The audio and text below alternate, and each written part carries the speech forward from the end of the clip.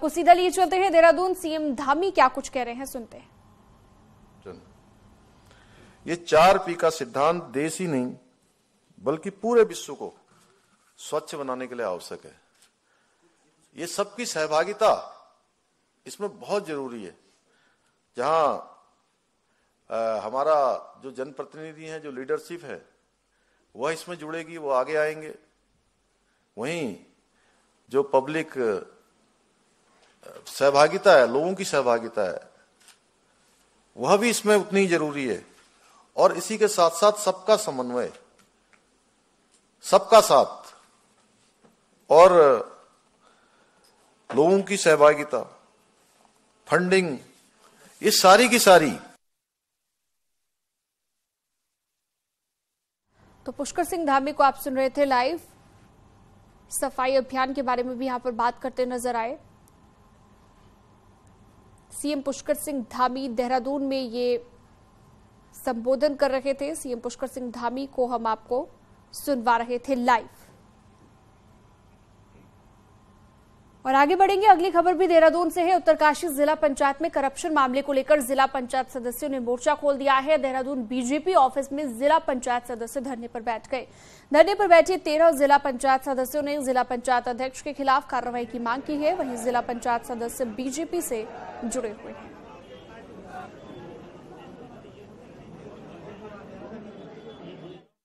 तो हमारे माननीय जिला पंचायत अध्यक्ष जी हैं, उन्होंने जो भ्रष्टाचार कर रखा है, हमारी डिमांड उन्हीं का है कि उनको जब SIT की उसमें जांच उनकी पुष्टि की गई है, तो हम ये बोलते हैं सरकार से कि उसको आप क्यों नहीं जांच को वो करवा रहे हो, क्लियर क्यों नहीं कर रहे हो, क्योंकि उन्होंने जांच दोबारा करवा दी। तो हम ये बोल रहे हैं साल एक मतलब 10 महीने की जांच में जब उनकी पुष्टि हो गई तो उसको जल्दी से जल्दी निर्णय लिया जाए, क्योंकि उनका भ्रष्टाचार का जो वो है वो बहुत ज्यादा। उत्तरकाशी जनपद उत्तरकाशी जिला पंचायत में बहुत भ्रष्टाचार हुआ, जिसके बारे में हमने प्रदेश सरकार से मांग की कि भ्रष्टाचार के खिलाफ जांच की जानी चाहिए। प्रदेश सरकार ने जांच की, जांच के बाद जिलाधिकारी जांच अधिकारी नियुक्त हुए। जिलाधिकारी ने जांच में पाया गया कि वित्तीय अनियमितताएं हुई है, जिसकी पुष्टि भी कर दी।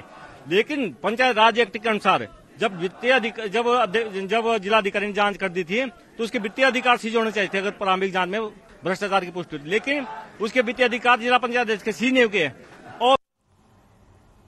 विश्व प्रसिद्ध पिरान कलियर में आए दिन सैकड़ों जायरीन जियारत करने के लिए आते हैं, लेकिन कई लोग बाहर से आकर यहां पर आपराधिक घटनाओं को अंजाम दे रहे हैं, जो कि पुलिस के लिए एक बड़ी चुनौती बन गया है।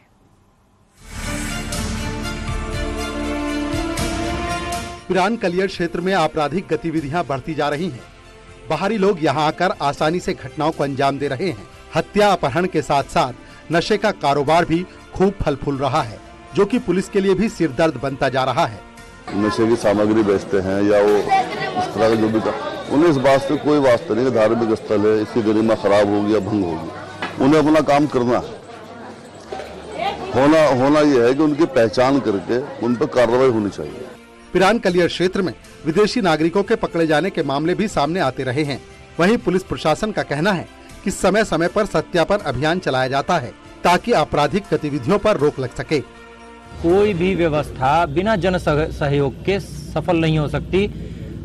इसलिए आम जनता जहां कहीं भी किसी भी तरह का कोई अवैधानिक कार्य हो रहा है, अनैतिक कृत्य हो रहा है, तत्काल उसकी सूचना पुलिस को दे। उसकी पहचान गोपनीय रखी जाएगी और उसकी सूचना पर अगर वो सटीक है, सही है, तो प्रभावी कार्रवाई भी सुनिश्चित की जाएगी। पिरान कलियर क्षेत्र में आपराधिक गतिविधियों पर अंकुश लगाना पुलिस के लिए बड़ी चुनौती है, लिहाजा पुलिस लोगों से सहयोग की अपील कर रही है। न्यूज़ 18 के लिए रुड़की से मनोज जुआल की रिपोर्ट। पौड़ी में गुलदार का आतंक लगातार बढ़ता जा रहा है। पौड़ी डिस्ट्रिक्ट हॉस्पिटल का एक वीडियो वायरल हो रहा है, जिसमें हॉस्पिटल कैंपस में ही गुलदार घूमता नजर आया। वहीं कुछ दिन पहले पौड़ी जिला मुख्यालय का एक और वीडियो सामने आया था, जिसमें गुलदार रात के अंधेरे में लोगों के घरों में शिकार की तलाश में घूमता हुआ नजर आ रहा था। पौड़ी मुख्यालय में गुलदार की इस बेखौफ चहलकदमी से लोगों में डर का माहौल बना हुआ है।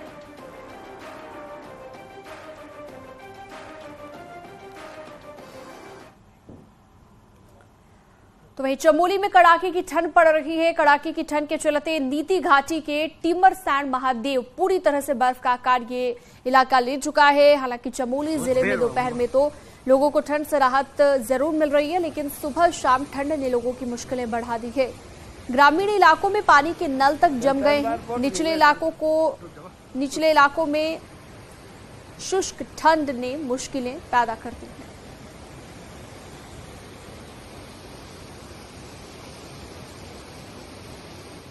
पहाड़ों में ठंड का असर देखा जा सकता है। नीति और मलारी घाटी में जहां नदी, नाले, झरने और सड़क पर बहने वाला पानी तक जम गया है, तो वहीं निचले इलाकों में दोपहर में तो लोगों को गर्मी का एहसास हो रहा है, लेकिन सुबह शाम के तापमान में भारी गिरावट दर्ज की जा रही है।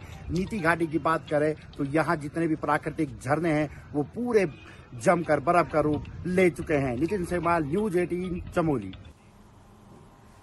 समय के साथ पहाड़ में बहुत कुछ बदला है। तेजी से विकास में हमारी लाइफस्टाइल का नजरिया बदला है, तो खान पान, रहन सहन के तरीकों ने इंसान को अपनी सभ्यता, संस्कृति से दूर कर दिया है।